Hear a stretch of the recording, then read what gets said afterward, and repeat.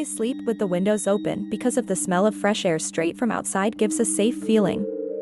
My mom always told me that it's risky to have open windows while sleeping because someone could climb up the roof. But I really never cared for it because it just seemed unrealistic. One night I waked up at around 3 in pitch black with a weird feeling, 3 in the night pitch black room, and just staring around and imagining figures in the room. But then when you reach for the lamp beside your bed and turn it on, it's always the pile of clothes on the chair. But this time when I wanted to reach for the lamp, my body just froze like I was in a coma, but still aware. Then I saw the pile of clothes that should be on the chair laying on the ground. I looked at where the clothes should be and something looked back. A few years ago, I went with my friend and his family to pass the weekend on a rural house. We did many activities as the whole group, but my friend and I did a few walks around the place. The house was in the middle of nowhere, in the countryside of a Spanish village, but far from it. This time we did a longer hike, exploring the place. We were like 1 hour away from the house we were staying. It was a windy day. We found an old house. It seemed abandoned, but everything was closed. My friend went by one side and I went by the other. When I found my friend at the front, I listened something. Nah, just the wind for sure. The second time I listened it was much more clear. I looked at my friend's face, and we both knew that our mental process was exactly the same. We listened to a girl crying. There was literally anything around us in kilometers, so it had to come from the old storage house that was closed as a bunker. When we looked at each other, we automatically started walking back to our house, without talking much about it. We're not people that like to spice stories to make them more catchy or anything. That night we went to sleep thinking on the image of that house, at night, with the sound of a crying girl, haunts us even after many years. It was a normalish visit to my grandparents' house with preparations for the family reunion going smoothly.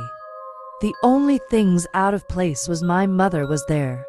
There was a baby that I didn't know who she was, and I brought my body pillow Gala. To make a long story short, my sister destroyed my body pillow somehow. I didn't know what was happening because there was some sort of time skip, not long but long enough for something to happen.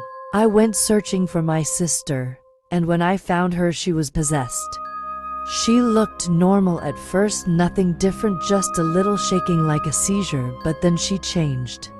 Eyes rolled back, showing a light blue hue where her eyes was, her teeth elongated and sharp, and the overall feeling of dread.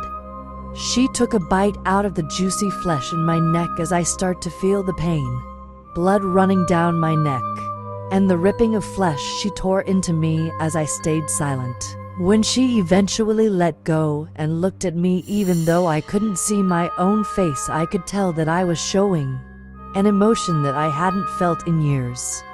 A feeling of bloodlust that didn't resonate with joy and overall a happy feeling, but a feeling of the type of bloodlust that shows no emotion, a calm domineer, and with an aura that screamed out of my cold, icy stare like if this had happened before, even though this was the first time this was happening. As she bit into me again, I grabbed her by the neck and forced a constantly growing pressure from her neck to the wall, and as the screaming got quiet just like the rest of the world around me, a lack of noise that forces a state where I couldn't even hear my blood pumping, that normal ringing you get when there's no noise, and even the pain I'm giving to her. I slowly kill her as I feel a distinct pattern of a feeling from crushing bones, and tattered flesh breaks down from the inside out, forcing whatever this thing may be to never bother me again.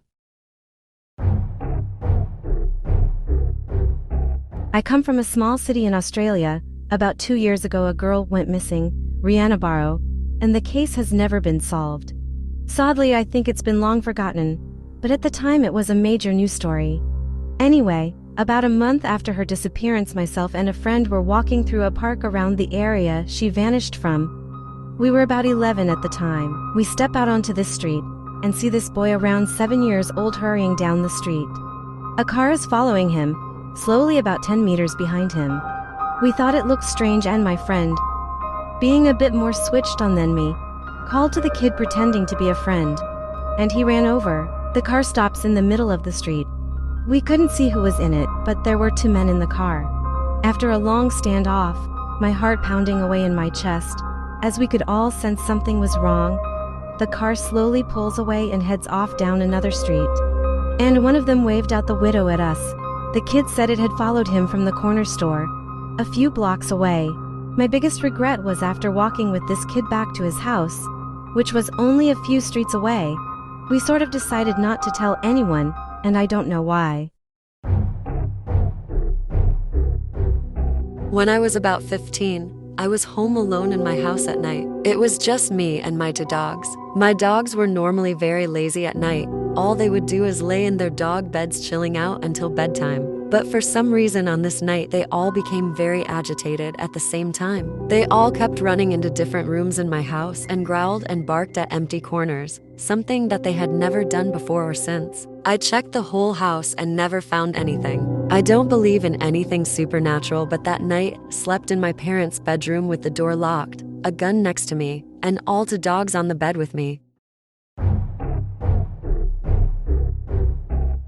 This is a story I do not often tell. I promise, sincerely, that this has scarred me for life, and although I have looked into psychological explanations for what I heard and natural explanations for what occurred, they remain unsatisfactory. When I was a child, I was scared of the dark. I swore to my mother I heard voices in it. They were not evil, but they were not familiar, and so they scared me. It was not uncommon in the middle of the night for me to wake up and hear whispers, as I would call them when asking my mom. She figured they were just bumps in the night and typical kids' nightmare material. I tried often to explain to her that it was more than that they sounded different from one another the way people's voices do.